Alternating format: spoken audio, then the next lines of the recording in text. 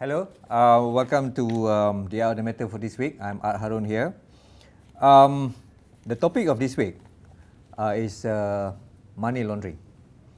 Some of you might have read recently a report saying that about 1,000 people are being investigated. The police are looking at their accounts, trying to freeze the account.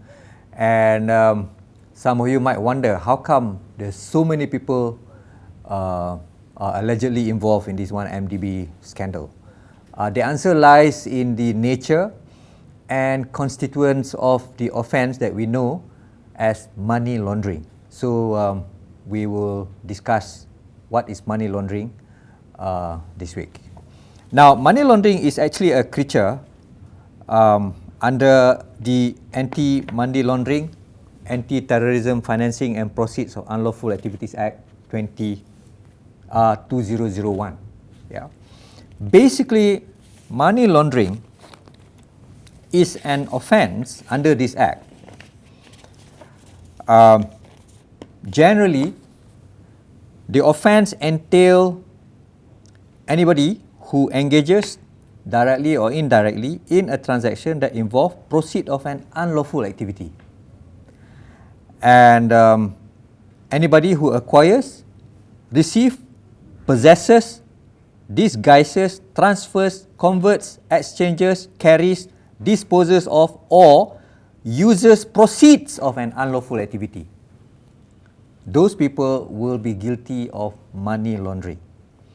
The punishment for money laundering for every money laundering offence is an imprisonment for a term not exceeding 15 years for each offence.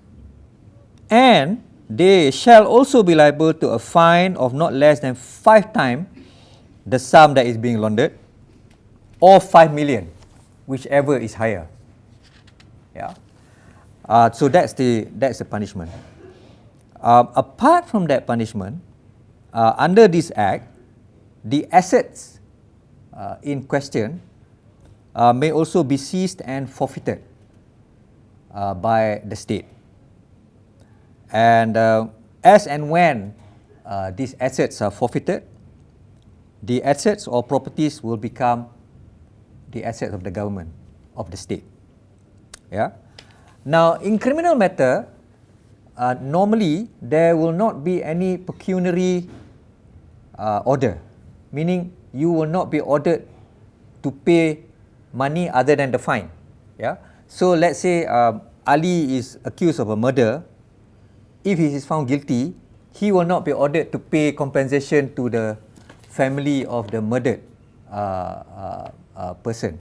But in money laundering, apart from the imprisonment sentences, apart from the fine, and apart from the assets being seized, the accused can also be ordered to pay a sum of money representing the value of the benefit that the accused had derived from the illegal activity. So that's the difference between money laundering and other criminal offences. Let's apply this principle to a certain hypothetical facts. Yeah. Okay.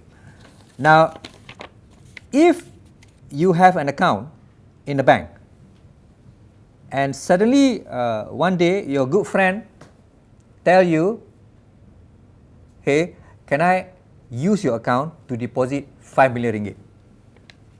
You then say it is okay. Alright, you can deposit 5 million ringgit into my account, without you checking where that source of fund coming from. Yeah. And that 5 million was then transferred into your account, and you did not report this to the authority, although you know this friend of yours only earned 500,000 a year. Yeah, you will be guilty of money laundering. Once you receive that 5 million in your account, you are guilty of money laundering. Not only that, once you distribute that sum or use that sum to buy things, to buy diamonds, to buy handbags, or distribute that sum. Let's say your friend say, okay, from this 5 million, please pay 1 million to Azhar. Then you pay. Once you do that, for each time you do that, that's a money laundering offense. That's 15 years in prison, or 5 million fine, or 5 times the amount involved, whichever is the higher. So for those of you who are wife to a certain people, to your husband, or girlfriend to your boyfriend, and you know your boyfriend or your husband only earn 500,000 a year, suddenly he or she, your husband or boyfriend comes to you and give you diamonds worth 3 million, and you just take it. Beware, you may be guilty of money laundering if you don't inquire the source of fund. Another thing that we need to know about money laundering is what we call reporting obligations. Reporting obligations. Reporting obligation basically is an obligation imposed on certain parties to report to the authorities when they come into knowledge that a certain person has funds which are doubtful in nature. Okay, so those who need to report are called in this act reporting institution. But essentially, reporting institution are banking and financial institution, fund managers, trust fund managers, and including lawyers. So basically, when this reporting institution, let's say it's me, I'm a lawyer, so let's say it's me, I have a new client. New client. I open up a file, suddenly this new client bank in 15 million to my account. Now I need to report this transaction if I have reasonable cause to believe that the source of account come from an illegal activity. If some officer, senior officer or whatever of a bank has suddenly come into knowledge that Mr. X opens an account, suddenly put in 50 million US dollars into the account, they have a duty to report this to the authorities if it rings a bell. If they know that Mr. X is only a public servant, let's say, and he suddenly deposit 5 million USD, it rings a bell. As a banker, you should know, then you should report. Now, how do you cover yourself? You may ask me, how do you cover yourself? Simple. You are supposed to run what the Act called a customer due diligence. Basically, what you need to do is to ask the customer, who is he? What business does he do? Where does he get his money from? That is specified under the rules. So if you do that, at least you are being diligent. You may be covered. There is a possible defense available to you if you are charged for money laundering. But if you don't exercise that diligence, it is not a defense for you to say, I don't know. How will I know? I don't know.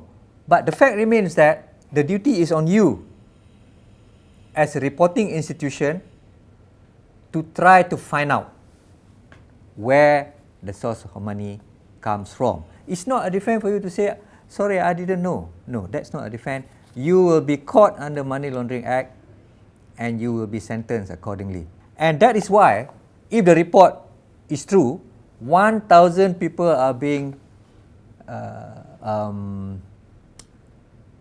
allegedly being investigated in respect of one MDB. Because each time the illicit gains from the one MDB scandal is being spent and distributed,